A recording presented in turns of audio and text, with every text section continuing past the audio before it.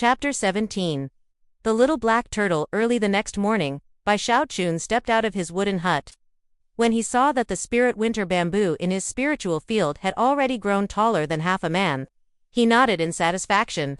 Only then did he leave his small courtyard, following the mountain path toward the 10,000 Medicines Pavilion. In the distance, dawn broke, radiant light streaming across the sky. Mist floated within the glow, like golden fish swimming in the air, making the scene seem boundlessly majestic. Bai Shaochun walked lightly, his figure graceful. Along the way, he encountered many outer sect disciples, though none were acquaintances. That made him think of his senior brothers back in the fire cauldron room, and he couldn't help but sigh with nostalgia. I wonder how eldest senior brother is doing right now. And even Black Threepan. Half an hour later, as the sun rose fully into the sky, he could already see, from afar, the 10 colossal stone stelas that marked the 10,000 Medicines Valley. The stelas stretched dozens of zhang high, shining with faint green light. They stood like 10 giants, exuding an awe-inspiring aura that soared to the heavens. Each stele was covered with carved marks. They were not names, but rather sigils. Each sigil represented the alchemist's seal of a disciple, who had once made a name for themselves in the 10,000 Medicines Pavilion. Every alchemist had their own unique seal. Whenever they refined a medicine to their satisfaction, they would carve their seal upon the stone. Thus, for an alchemist, a seal was a symbol of glory, their eternal legacy. Hu Yunfei had once explained this to Bai Shaochun. Now, seeing the stelas again, Bai Shaochun drew closer, eyes caught immediately by the top-ranked sigil on the foremost stele. It was a treasure vase. Hu Yunfei had told him before this represented none other than xianxia. Bai Shaochun was not unfamiliar with the name.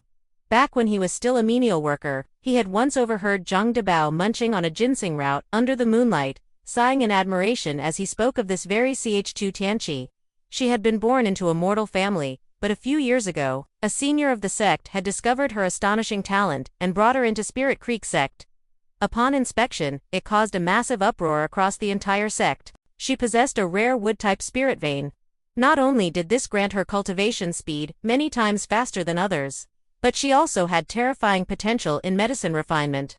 Eventually, she became the sole personal disciple of Fragrant Cloud Mountain's peak lord, Li Qinghu. She was widely regarded as Li Qinghu's successor, the future pillar of the sect's alchemy division. According to sect rules, no matter one's talent, one had to begin as an outer sect disciple. Thus, she, like all other prodigies, started from the outer sect to temper herself.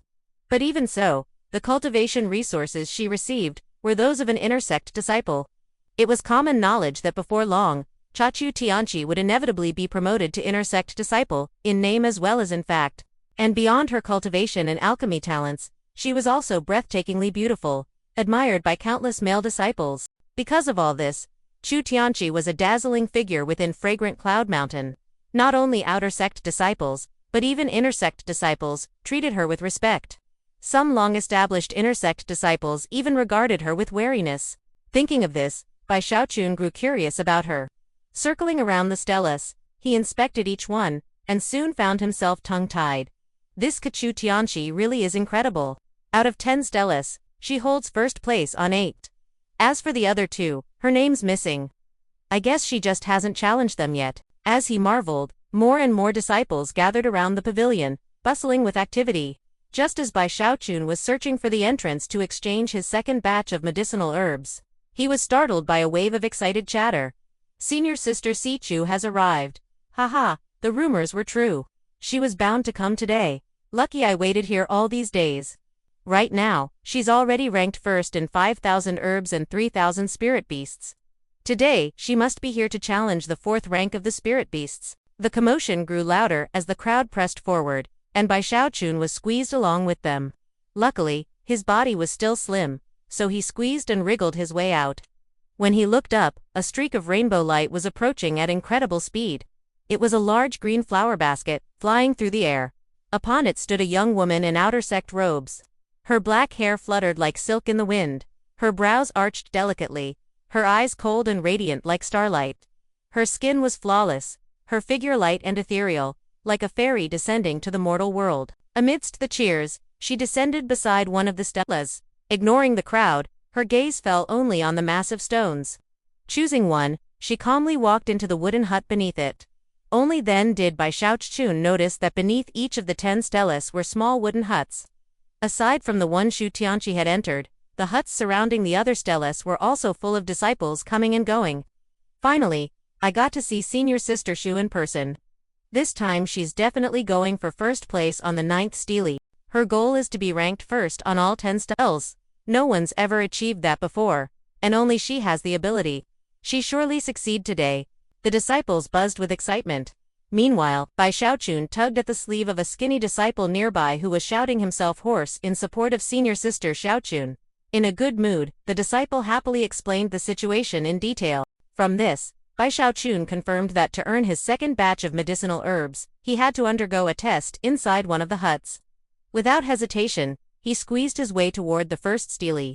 At last he found a hut with space when a dejected disciple shuffled out. Seizing the chance, he rushed inside. At once, the noise outside was cut off.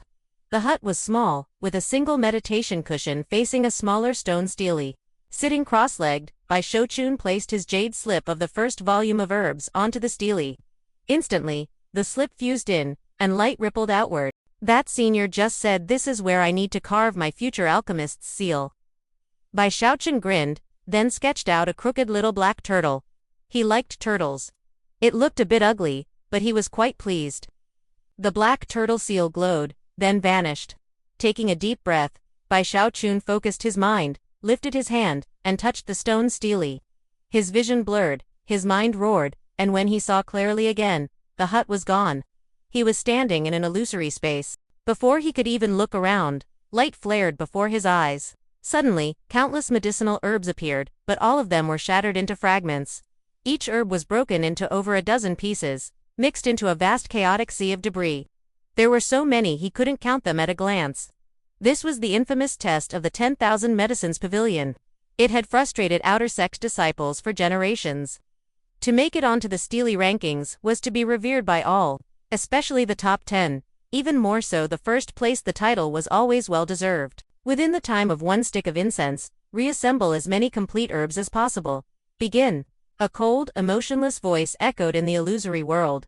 That's it, Bai Xiaochun blinked. With the knowledge of herbs he'd memorized from the jade slip, he instantly recognized hundreds of them just at a glance. He had imagined the test would be impossibly difficult. Seeing it was simple, he felt relief, but immediately grew nervous again.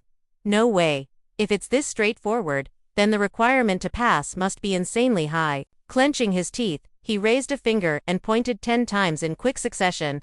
At once, fragments flew together, condensing into 2 complete herbs. His hands moved faster and faster, his eyes bloodshot with focus.